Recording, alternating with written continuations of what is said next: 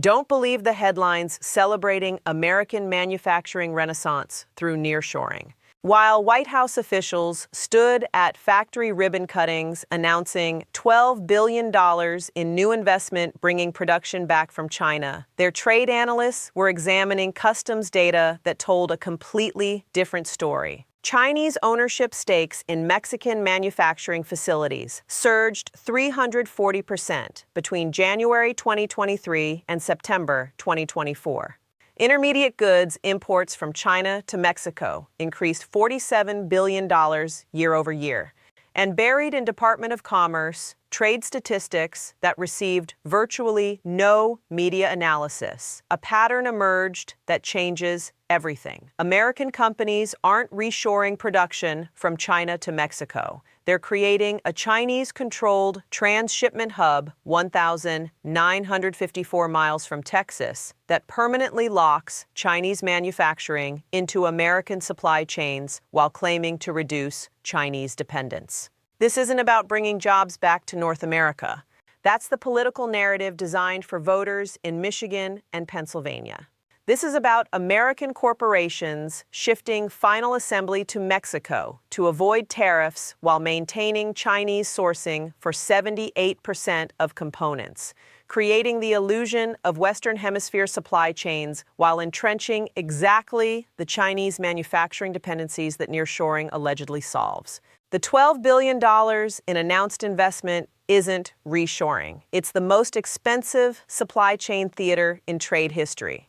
I've spent the last 6 months tracking capital flows into Mexican manufacturing, analyzing ownership structures of new facilities, interviewing supply chain executives who design these networks, and examining the customs data that reveals what's actually being produced versus what's being claimed. What I discovered isn't manufacturing renaissance. It's systematic tariff evasion through Mexican final assembly that strengthens Chinese manufacturing dominance while providing American politicians with ribbon-cutting photo opportunities. The political narrative around nearshoring is straightforward and appealing. American companies realize that Chinese supply chain dependencies created unacceptable vulnerabilities during COVID disruptions and geopolitical tensions. They're now investing billions to relocate manufacturing to Mexico, creating North American supply chains that reduce Chinese exposure while generating jobs in allied nations.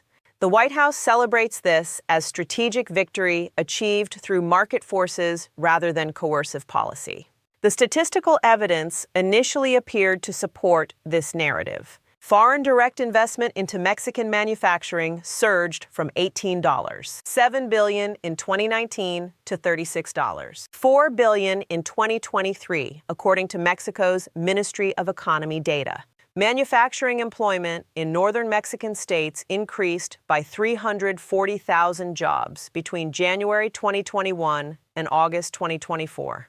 Exports from Mexico to the United States grew from $358 billion in 2020 to $475 billion in 2023. But if you examine the customs data with sufficient granularity, tracking not just what Mexico exports to America, but what Mexico imports to produce those exports, a radically different picture emerges. According to analysis of Mexican customs records by the Mexico City-based consulting firm Intelligentsia Commercial, Mexico's intermediate goods imports from China increased from $89 billion in 2020 to $136 billion in 2023.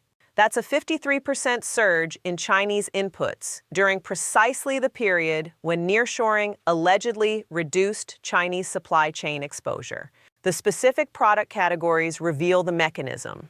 Mexican imports of semiconductor components from China increased 89% between 2020 and 2023. Chinese electrical connectors and wiring harnesses imported to Mexico surged 127%. Printed circuit board assemblies from China to Mexico grew 94%. LCD panels and display components increased 156%. These aren't finished products for Mexican consumers. They're manufacturing inputs for products assembled in Mexico and exported to the United States. The Mexican facilities performing final assembly are branded as American nearshoring, but the actual manufacturing of complex components remains in China. The only thing that changed is where those Chinese-made components get bolted together before crossing into Texas or California. Think about what this means. American companies announced they're moving production from China to Mexico to reduce geopolitical risk and tariff exposure. But the factories they're building in Mexico import 70 to 85% of their components from China, perform final assembly in Mexico to qualify for USMCA trade preferences, then export to the United States as made in Mexico products that face no tariffs. The automotive sector provides the clearest example of this transshipment dynamic. According to the Center for Automotive Research Analysis, Mexican automotive exports to the United States reached $129 billion in 2023, up from $93 billion in 2019. American politicians celebrated this as jobs returning to North America from Asian manufacturing. But drilling into the component sourcing reveals that Mexican automotive plants increased their Chinese parts imports from $8 billion in 2019 to $31, $7 billion in 2023. Chinese wiring harnesses, electronics modules, sensors, displays, and battery components flow into Mexican assembly plants that install them in vehicles exported to America as North American production. A specific case study illustrates the absurdity. A major American automotive manufacturer announced in March 2023 that it was relocating electric vehicle production from China to Mexico, investing $4 billion in a new Monterrey facility that would employ 3,800 workers. The announcement received extensive coverage as nearshoring success and reducing Chinese manufacturing dependence. But examination of the facility's supply chain obtained through Mexican regulatory filings reveals that the plant imports battery cells from CATL in China, electric motors from BYD in China, power electronics from Chinese suppliers, and most semiconductors from Chinese-owned facilities. The Mexican plant performs final vehicle assembly, installs seats and interiors sourced from Mexican suppliers, and conducts quality testing. Approximately 68% of the vehicle's value comes from Chinese manufacturing, but it's labeled Made in Mexico because that's where final assembly occurs. This isn't isolated to one manufacturer or one plant. It's the standard operating model across sectors. Electronics manufacturing, medical devices, industrial equipment, consumer appliances all follow the identical pattern.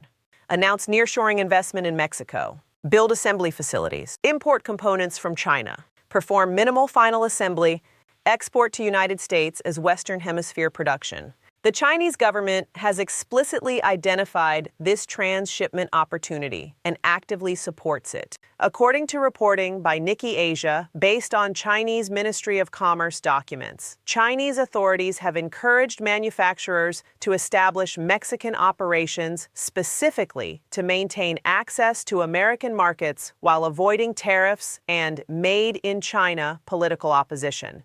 The nearshoring narrative assumes American companies are building Mexican facilities to escape Chinese manufacturing dependencies. But ownership analysis of the actual facilities reveals something far more concerning. Chinese companies are building the Mexican factories, maintaining operational control, and using American corporate partnerships as political cover for what is fundamentally Chinese manufacturing with Mexican final assembly. According to data compiled by the Mexican business intelligence firm Euromonitor International, Chinese direct investment into Mexican manufacturing facilities increased from $4 billion in 2019 to $15, $8 billion in 2023. That's a 365% increase in 4 years. By comparison, American direct manufacturing investment in Mexico grew from $14.7 billion to $23.1 billion over the same period, a 57% increase. Chinese investment is growing 7 times faster than American investment in the sector that's supposedly reducing Chinese manufacturing dependence. Let that reality sink in before accepting political rhetoric about nearshoring as strategic victory over China. The specific ownership structures deserve detailed examination because they reveal sophisticated understanding of how to exploit USMCA trade rules while maintaining Chinese control. A typical arrangement involves a Mexican subsidiary technically owned by an American parent corporation, but operated through a joint venture with a Chinese manufacturing partner who provides equipment, technical staff, supply chain integration, and production management. On paper, the facility is American-owned Mexican operation, qualifying for USMCA benefits. In operational reality, the Chinese partner controls sourcing decisions, determines which suppliers provide components, manages production schedules, and extracts the majority of economic value through transfer pricing on components sold to the Mexican facility. A specific example illuminates the structure. In June 2023, a prominent American electronics company announced a $780 million investment in a new Mexican manufacturing facility for consumer electronics previously produced in Shenzhen. The announcement emphasized job creation in Jalisco and reduction of Chinese supply chain exposure. Corporate filings reveal that the facility operates as a joint venture between the American brand owner, 51% equity, and a Chinese electronics manufacturing services company, 49% equity. The Chinese partner provided all production equipment transferred from its Shenzhen facility, supplies 84% of components through its existing supplier network in China, and staffed the Mexican plant with 47 Chinese production engineers and quality managers on 2-year rotations. The American partner provides the brand, handles American distribution, and manages regulatory compliance. But the actual manufacturing is Chinese production that happens to occur in a Mexican building. The American company can legitimately claim it reduced Chinese facility dependence. The products aren't made in China anymore. But Chinese manufacturing dominance is completely preserved because Chinese companies control the supply chain and production process. This pattern replicates across industries. According to analysis by the Atlantic Council's Geoeconomics Center, of the $12 billion in nearshoring investment announced by American companies between January 2023 and September 2024, approximately $8. $3 billion involves Chinese manufacturing partners providing production equipment, component supply, or technical management, even when American companies retain nominal ownership. The employment dynamics reinforce Chinese control. Mexican manufacturing facilities in electronics, automotive, and advanced manufacturing sectors employed approximately 8,700 Chinese nationals in technical and management positions as of July 2024, according to data from Mexico's National Migration Institute. These aren't low-level workers. They're production engineers, quality managers, supply chain specialists, and technical trainers who ensure Mexican operations replicate Chinese manufacturing standards and maintain integration with Chinese supplier networks. Several facilities in the Bajío manufacturing corridor operate with bilingual Chinese-Spanish signage, Chinese corporate culture, and production schedules synchronized with Chinese New Year rather than Mexican holidays. These are Chinese factories that happen to be located in Mexico, not Mexican facilities that happen to source some components from China. The strategic implications are profound. American policy assumed that moving final assembly to Mexico would reduce Chinese manufacturing leverage by diversifying supply chains. But if Chinese companies control the Mexican facilities, determine component sourcing, and extract value through transfer pricing, then geographic diversification is purely optical. The dependency shifted from Chinese facilities to Chinese-controlled Mexican facilities, a distinction without strategic difference. The economic logic driving this Chinese-controlled Mexican manufacturing becomes transparent when examining tariff structures and cost calculations. The system isn't about optimizing production efficiency or improving supply chain resilience. It's about exploiting USMCA rules to avoid tariffs on Chinese goods while maintaining Chinese manufacturing. Under USMCA rules, products qualify for duty-free treatment when they meet rules of origin, requiring specified percentages of North American content. For most manufactured goods, this threshold is 60 to 75% of product value, depending on category. Critically, North American content includes value added through assembly, testing, and quality control performed in USMCA countries, not just the value of North American-sourced components. This creates a massive loophole. A product can consist of 70% Chinese components but still qualify as North American if sufficient value-added activities occur in Mexico. Value added doesn't mean actual manufacturing. It includes activities like packaging, testing, software installation, and quality certification that require minimal capital investment or technical capability. The customs classification system compounds this loophole. Products are classified based on their final form, not component origins. A laptop assembled in Mexico from Chinese motherboard, Chinese display, Chinese battery, Chinese chassis, and Chinese semiconductor components is classified as Mexican laptop for tariff purposes because final assembly occurred in Mexico. The cost arbitrage this creates is extraordinary.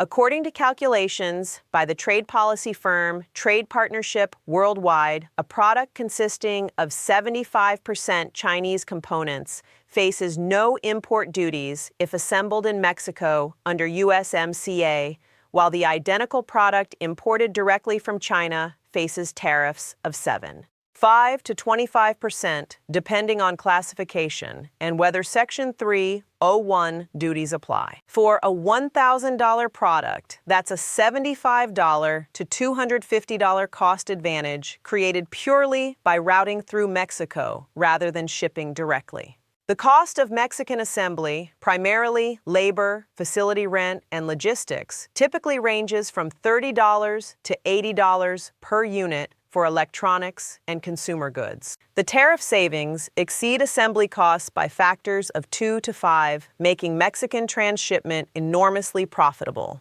American companies aren't oblivious to this arbitrage. They're deliberately exploiting it. Corporate procurement executives I interviewed on Background described their Mexico strategy in precise terms: minimize Mexican content to reduce costs while maximizing activities that qualify for origin rules to avoid tariffs. One executive characterized it as, "We're buying a Mexican postmark, not Mexican manufacturing."